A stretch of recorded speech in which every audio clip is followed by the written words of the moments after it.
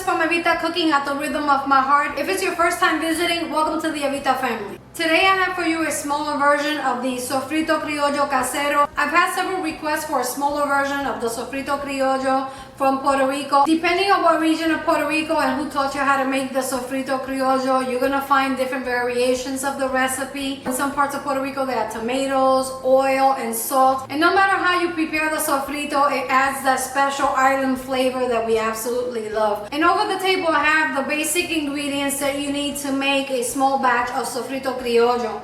Before we move on to the process of making the Sofrito Criollo, I just want to talk a little bit about the Sofrito Criollo. Sofrito Criollo is the base of a lot of the dishes that we prepare, such as the arroz con gandules or rice and pigeon peas, stewed beans, stewed chicken, and several other recipes that are typical and traditional to Puerto Rico. And no matter how you make your sofrito, it is absolutely delicious and it adds that island flavor that we absolutely love. Over the table I have some of the ingredients that we need. Starting with the peppers, I'm going to be using a combination of red and green bell peppers. I'm also going to use a Cubanelle pepper, also known as Cuban or Italian peppers.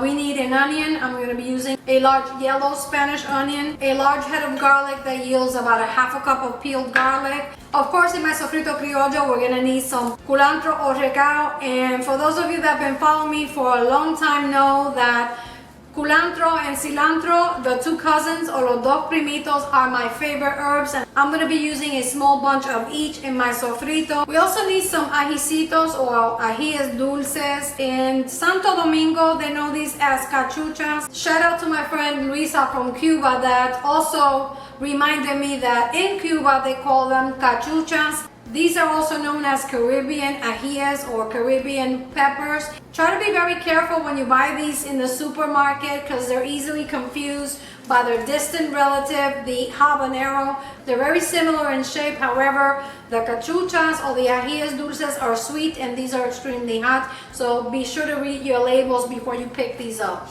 And basically that's the standard recipe for most sofrito criollos or sofrito casero.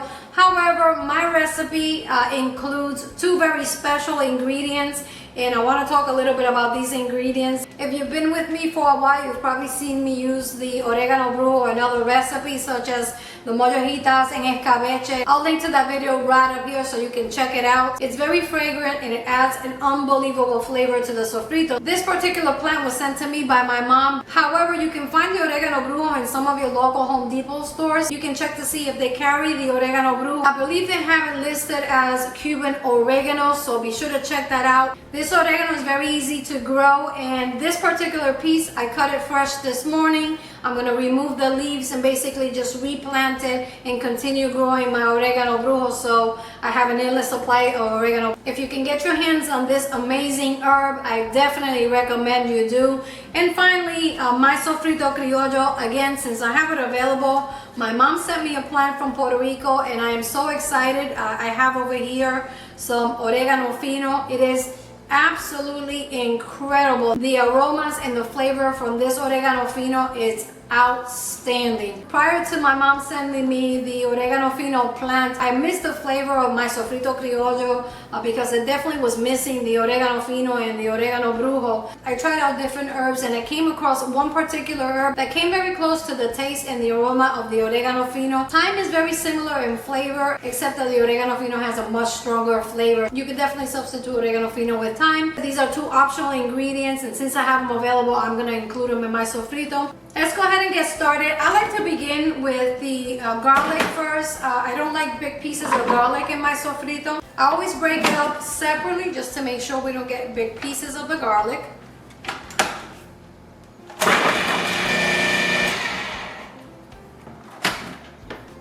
Perfect. I've already pre-washed all my vegetables and my herbs, and to the garlic I'm going to add the oregano fino if you have it available. Otherwise, you could either substitute it by using thyme or omit it. And basically, everything's going to be added into the food processor and blended together to form the sofrito. I'm using about 4 sprigs of the oregano fino. The smells in the kitchen already are amazing. Roughly chop the cilantro and the culantro into smaller pieces. once we have all our ingredients ready, everything's gonna go inside the food processor.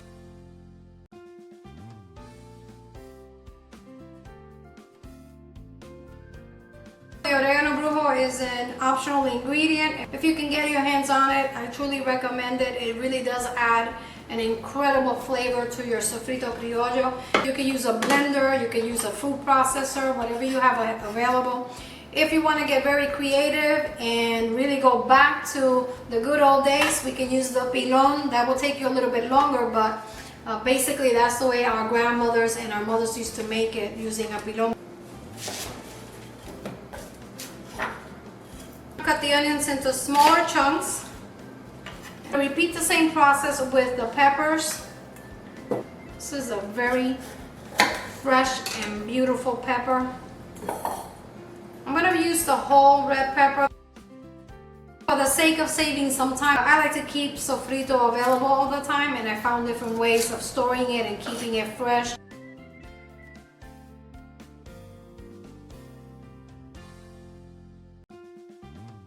The Caribbean ajíes, we're just gonna slice in half and remove the seeds. Some people like to leave the seeds. I prefer to remove them. I've already pre-washed all my vegetables and my herbs twice. On my vlog on how to make ahili mohili sauce, I talked a little bit about the disinfectants that I use for my vegetables and my fruits. And right over here, I'll leave the link for that video so you can check it out. All our ingredients are ready.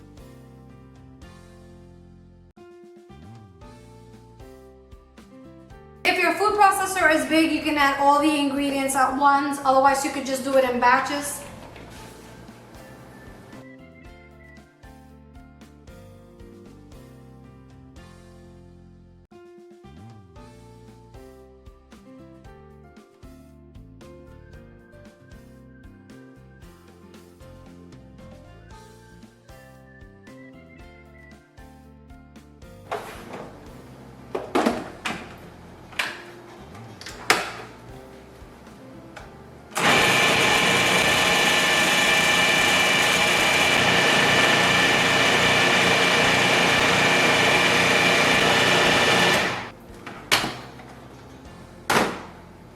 Scrape the sides just in case you have any big pieces of garlic and onion stuck to the top.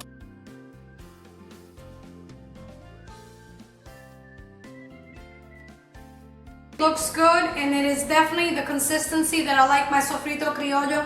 If you would like it a little finer, you can just go ahead and process it a little longer. But for me, that's perfect. Smells incredible already. Perfect for your arroz con gandules or rice and pigeon peas, some stewed beans, and it's perfect for the asopado de camarones or shrimp soup. For the shrimp soup, I'll leave the link right up here so that you can make it at home using this amazing sofrito criollo.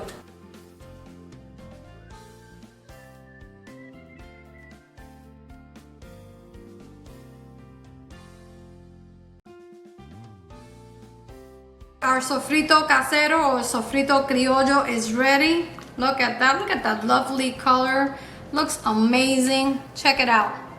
Absolutely beautiful. Smells delicious in my kitchen already. I wish you could smell it, how lovely it looks. And that's exactly the consistency that I like. This amount of sofrito will keep it in the refrigerator, but I'm going to show you a couple of ways that I like to store it. Always like to use glass jars, and I'm using a sterilized mason jar. These are perfect, big enough for this amount of sofrito. Let's go ahead and fill it.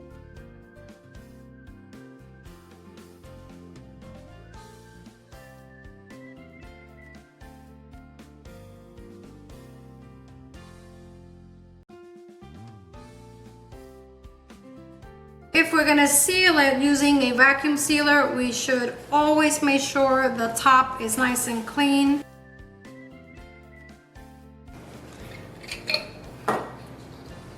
Put the lid on. And I'm gonna be using this handheld vacuum sealer, and let it rip. And there, it is ready. Perfectly sealed. Put your ring on, and that's gonna keep your sofrito nice and fresh all the time. As you can see, this is a pretty small batch of sofrito. However, it's enough to fill a 32-ounce jar. If you have a vacuum sealer at home, you can definitely use that, or you can use a handheld vacuum sealer like this one. My recommendation, if you're not going to be using it right away, to seal it if you're going to keep it in your refrigerator. Otherwise, you might want to freeze half of that. My mother always tells us that you should never use metal when you're using your sofrito. Use a wooden spoon or a plastic spoon to keep the sofrito from oxidizing, and that's something that I always put into practice. Another way you can preserve and store your sofrito is using these plastic bags, also to be used with the vacuum sealers. If you have a vacuum sealer, these are great. I found these silicone molds online and they're perfect, and I absolutely love them for freezing the sofrito. These are perfect because I can freeze them pre-measure. When I need them, I just pop out what I need and put the rest back in the freezer.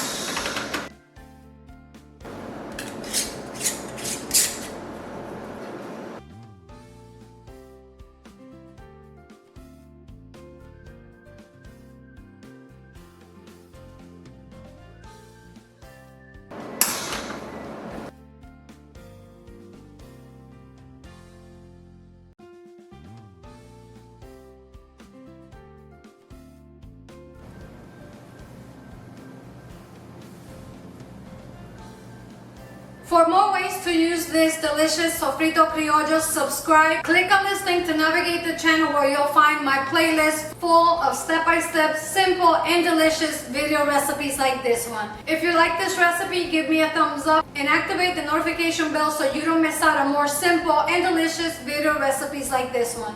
And until next time, I'm Evita, cooking at the rhythm of my heart. Buen provecho y hasta la próxima.